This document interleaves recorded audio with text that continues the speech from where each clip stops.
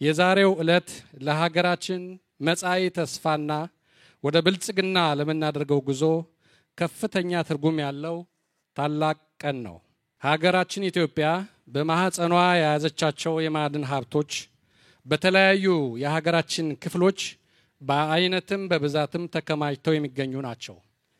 ይህ የኦጋዴን ሰርጥ ከብዙዎቹ የኢትዮጵያ አካባቢዎች መካከል በተፈጥሮ ጋዝና በድፍድፍ ነዳጅ ከፍተኛ ክምችት ያለው ነው። እንደ አውሮፓውያን አቆጣጠር ከ1920ዎቹ መጀመሪያ ጀምሮ ይህ ሀብት እንዳለና በተለይ ከ1940ዎቹ ጀምሮ ጥልቅ ምርመራዎችና ፍለጋዎች በተለያዩ ኩባንያዎች ሲደረጉ ቆይተዋል። እንደ አውሮፓውያን አቆጣጠር ከ1970ዎቹ መጀመሪያ ላይ የነዳጅ ጉድጓዶች መቆፈር ተጀምሮ ላለፉት 53 ዓመታት በርካታ ኩባንያዎች በተለያዩ የኦጋዴን አካባቢዎች ጥናቶችና የነዳጅ ጉድጓድ ቁፋሮች ሲያከናውኑ ቆይተዋል።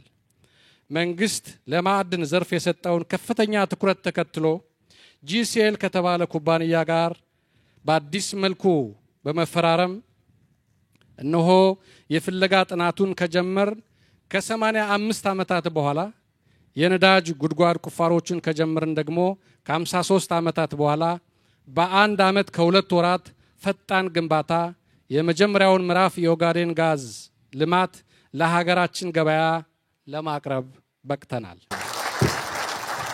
ይህም መንግስት ፕሮጀክቶችን በቅጡ አቅዶ በከፍተኛ ትጋትና ክትትል ከባለ ሀብቶች ጋር በጋራ በማልማት በአጭር ጊዜ ጀምሮ ማጠናቀቅ አዲሱ የሀገራችን ባህል የሆነ የመጣው ልምምድ ሌላው ማሳያ ነው። ይህ ከሀገር ፍጆታ ተርፎ ወደ ውጭ ኤክስፖርት የሚደረግ ከፍተኛ የሀብት አቅም ያለው አካባቢ ረዘም ላሉ ዓመታት የግጭትና ያለመረጋጋት ቀጠና ሆኖ የቆየ ሲሆን ባለፉት ዓመታት ከፍተኛ ለውጥ በማምጣት አስተማማኝ የሰላምና የልማት ቀጠና የሆነ አካባቢ ነው። በዚህም የተነሳ ዛሬ በሀገራችን እስካሁን በታሪክ በአንድ ጊዜ ከተጀመሩት ሁሉ ከፍተኛ ኢንቨስትመንት ዋጋ ያላቸው ሜጋ ፕሮጀክቶች በዛሬው ዕለት እንዲጀመሩ የመልማትና የመበልጸግ ጅማሮ ለሀገራችንም ለአካባቢውም ተስፋን የፈነጠቀ የልማት ጮራ ሆኗል። ይህ ለሀገራችን ትንሳኤ ለእድገትና ለብልጽግና ህያው ማሳያ ተደርጎ የሚወሰድ ነው። ክቡር ጠቅላይ ሚኒስትር፣ ክቡራትና ክቡራን፣ በዛሬው ዕለት በመጀመሪያው ምዕራፍ የተፈጥሮ ጋዝን የሚያጣራና ወደ ፈሳሽነት የሚቀይር ፋብሪካን እውን አድርገናል። ይህ ፋብሪካዎችና ተሽከርካሪዎች የሚጠቀሙት አዲሱ አማራጭ የኃይል ምንጭ ነው። ከፊት ለፊታችሁ የምታዩቸው ተሽከርካሪዎች በዚህ ፋብሪካ ተጣርቶ በተቀነባበረ የተፈጥሮ ጋዝ የሚንቀሳቀሱ ናቸው። ኢትዮጵያ በራሷ የነዳጅ ምርት ተሽከርካሪን አንቀሳቅሳለችና ይህ የረጅም ጊዜ ምኞታችን እውን ሆኗልና እንኳን ደስ ያላችሁ፣ እንኳን ደስ ያለን ማለት እፈልጋለሁ።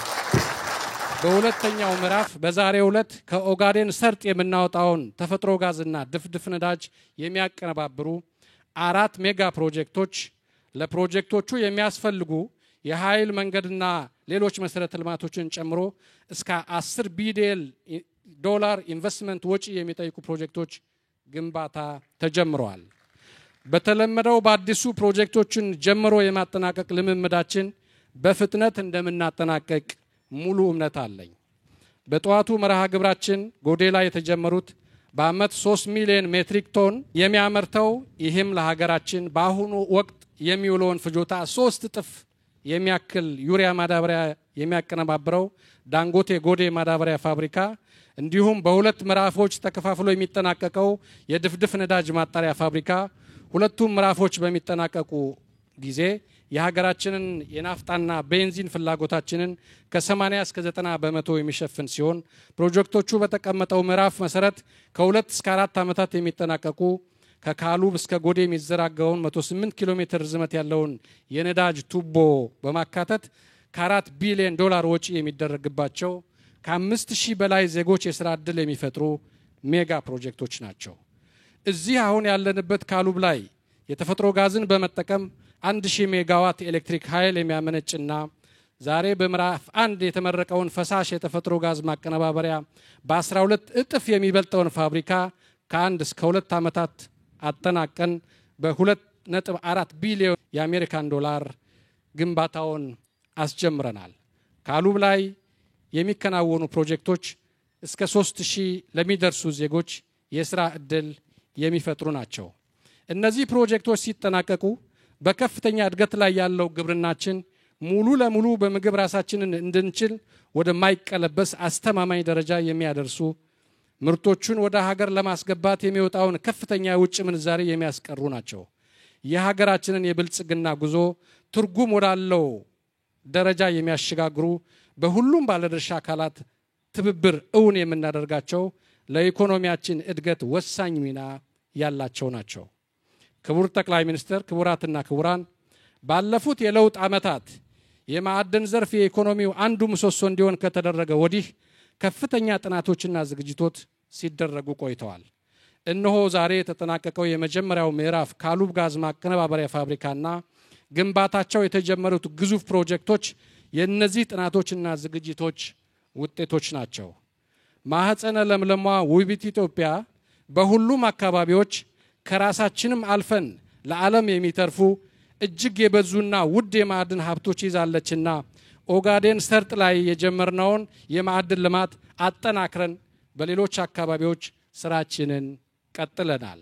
ጊዜው ሲደርስ ልክ እንደ ዛሬው እየመረቅና እያስጀመርን የብልጽግና ጉዟችንን በከፍተኛ ትጋትና ትኩረት የምናስቀጥል መሆናችንን ስገልጽ በሙሉ እምነት ነው።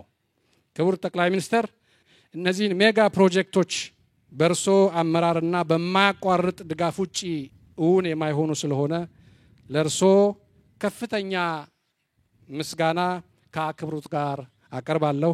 አመሰግናለሁ።